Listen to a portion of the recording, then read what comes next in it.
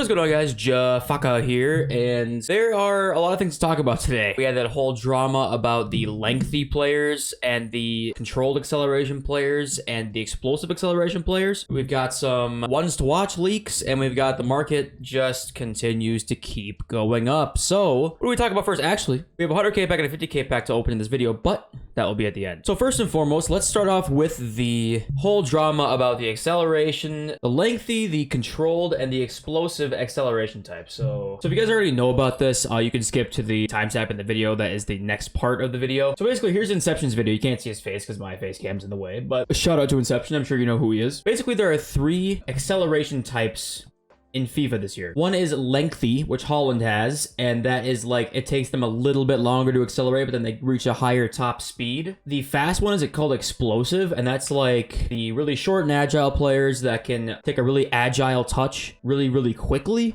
but they don't necessarily retain that top speed for a long period of time. So that's explosive. Guys like Messi have that one, and then for the one in the middle, it is called controlled, and somebody like Heung-min Son has controlled. Now, this blurb from EA's pitch notes when they were releasing notes about the game says, lengthy, taller, and stronger, these players need a bit more time to get going, but are able to catch up to anyone and even surpass them provided they have enough distance. And the key words there are they are able to catch up to anyone, right? In short, explosive players can likely do better at short distances and one-on-one situations as opposed to lengthy players who will do better over long distances, such as in breakaways after a through ball, for example. Accelerate is assigned automatically to players based on a combination of their height, agility, and strength attributes. With that being said, acceleration and sprint speed are still the main factors in determining how fast a player is overall. So basically, the big controversy has been, like, people are trying to figure out why taller players are better this year. Like, Erling Haaland's super OP this year. He's up to 283k now, by the way. I'll get into that in a little bit. But people are kind of assuming, okay, he's got the lengthy attribute type. He feels really fast.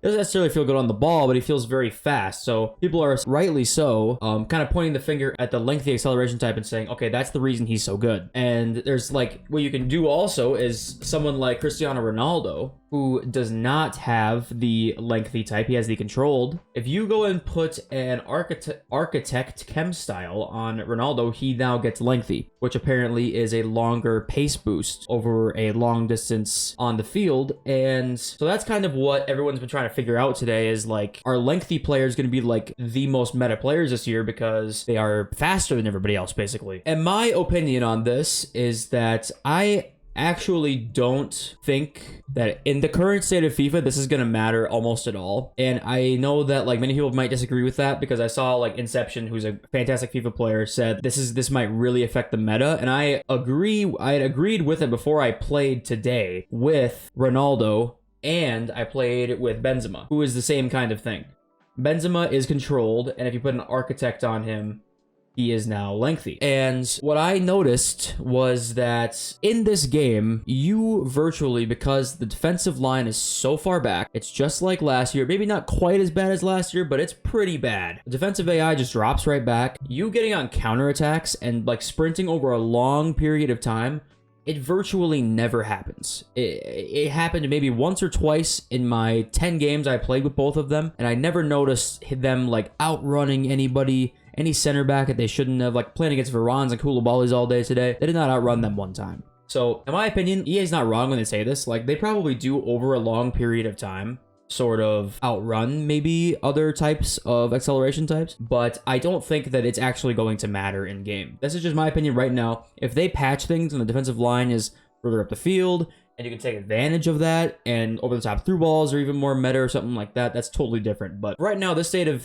FIFA, I just don't think it's that relevant, honestly. I really don't. So let's talk about our ones to watch cards right now. We're looking at these yesterday, and let's have a look at what they were yesterday. Let's look at my channel. So here they are. So we got Lewandowski 306, Jesus 258. Right here, as you can see, Lua scored today, so he went up. He only scored 1 goal, I believe, so not by much. Sadio Mane is only up 10k. Jesus is the exact same price. Chouameni is down 13k. Antony is up by 30k because Man United plays tomorrow. Rudiger is the same price, and Dybala went up because he also scored today, I believe. So yeah, Darwin Núñez at 87k. That's perfect. So this is a prime example of why if you're gonna buy these ones to watch cards to like try and gamble, and if they play well in real life, then you're obviously gonna get a good return on your investment in coins. If you want to look at next week's fixtures, if Liverpool play a team that you think is easy, you got to buy Núñez now. Núñez now is going to be at his lowest point. It's always right after Saturday comes and nothing happens. They always drop. Yesterday, he was in, like right mid 90s. He ended up almost high 90s for a little bit and just dropped straight back down right after the game. He was at 68k. This is just definitely a thing to look for if you want to invest in these ones to watch cards. The problem with investing in these is that the team of the weeks just don't end up being ahead of the power curve at all once these promo cards come out. That many people make a lot of coins when a promo team goes out of packs and then they invest in those players because they're just going to become obviously rarer and rarer as the year goes on. They almost are guaranteed to go up. But these ones to watch cards is a little bit different because if they don't get informs, then they're going to just go down and down. And even if they do get informed, sometimes they don't even go up. So it's hard for me to really get behind investing in these cards. I just personally think ones to watches are too, they get really hyped up when the season starts, and then they just end up kind of falling off a cliff, unless it's like a super, super high-end card, like Haaland, for example. If Haaland ends up getting 3 informs, yeah, he'll be well over 1 million coins. But, 1.3 mil for that Haaland. Is that first inform Haaland going to be over, is it going to be 1.3 mil? Even if his card's 270k right now, which is only inflated because he's out of packs. Say he's 220k. Is that first inform going to be a 1.2 mil? I don't know. You tell me. So I just ones to watch cards are always for me they're a little too risky, and they're a little too the chances of returning on your investment is a little bit lower than I think other methods that we'll do shortly throughout the year. So next, let's get into the leaks, because if you guys don't know, there's still a mini release yet to come, and it is right here. These last 3. I wish I could. Can I zoom in a little bit? Yeah. So De Ligt, Bergwijn, and Renato Sanchez are all supposed to come via a mini release on Monday. So that one's to watch. Renato Sanchez is going to be super, super expensive. And then there's also, where is it? Right here, Raheem Sterling. So Sterling is going to get an SBC. That'll also be kind of expensive, I would assume. So those are the ones to watches that are going to be released on Monday. And I think we might see that Sterling SBC either tomorrow or Monday as well. All right, so now let's have a little chat about the market. I made a couple of really nice flips today. This Erling Haaland, I didn't even actually intend to flip him. I bought him 4 or 5 days ago, like 120k, and I sold him for 277. And right now, I think he's like 285k. He's still going up because right now he's out of packs. And obviously, the word's getting around that Erling Haaland is really good in this game, and he is fantastic. I'm gonna make a review on him, and you're gonna see in the next couple days that probably the best striker I've used in this FIFA yet, and I've used 6 or 7 different meta strikers already, and the position modifiers are selling very well. They're up to like 1600 now, so if you buy them at that price, list up at 2300, and you will get your sales. That's still the best trading method right now by far. It's basically risk-free. Tons of coins for doing literally nothing. If you're not doing this, you are doing it wrong right now. It's just too good. It's just too good. So look at the graph now. Look at the index 100. This has just been basically just soaring all day. It's just gonna stay here, I think. I don't think this is really gonna drop too much into Monday. I think it might a little bit, but there's not much to say about the market right now. It's just there's no gigantic SBC that's going to come that is going to drop the market or anything like that we know of right now. There's that Gakpo player of the month supposed to come, but it's not a crazy card. Same with Valverde's player of the month. Nothing that's gonna really kill the market too much. Here's a really interesting thing right here, and that's that.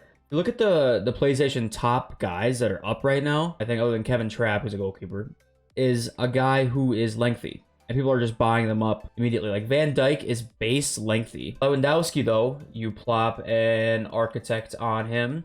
Goes up to lengthy. His price is rising and rising. It's to 78k now. And Paul Pogba, it's the same thing. Pogba is just base lengthy. So I'm curious to see if this is definitely a thing where it's you can really notice that they're faster. I'm not convinced of that yet. Still would recommend buy the first weekend league is coming next weekend, and I think that the market is probably going to be, debatably for these low-rated gold cards, the highest that the market will be all year. That's not including the Mbappes and shit like that. Those guys might go a little bit higher still, but guys like St. Max and Correa and Renato Sanchez, I think right before the next weekend league this Friday, I think that will be their highest point of the year. I think it'll be that weekend or the weekend after that. But the problem is I wouldn't want to be holding onto the bag when it drops because you want to keep your coins. I'll just reiterate the same things I've said in the last couple of videos. No need to panic as of right now, but just beware of when that price drop will happen. All right, so I suppose we've talked about everything I think we need to talk about. By the way, that's honestly EA. This is like the first time I've ever seen them. Like, we're a few days into the full release of the game, and we've got an SPC that's or not an SPC, an objective, super easy to complete. 50k pack, 3 2-goal player packs, which are like fine, and then 100k pack as well. Like, that's crazy. I can't believe they did this. Also, the promo packs in store are crazy as well. I've never seen this many promo packs at the start of a release game. I mean, look what we got in here. 15k, 20k, 25k, 35k, 100k. Sure is interesting. All right, 50k pack, which is a good pack for this time of year. I still don't know if it's a walkout or not, by the way. Still do not, and it's Mata. All right, 100k pack, second of the year. I think there was, no, there's 2 in the advanced species. Third of the year.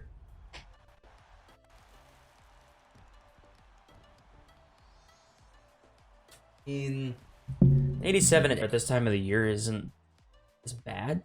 If we can get anything else in here.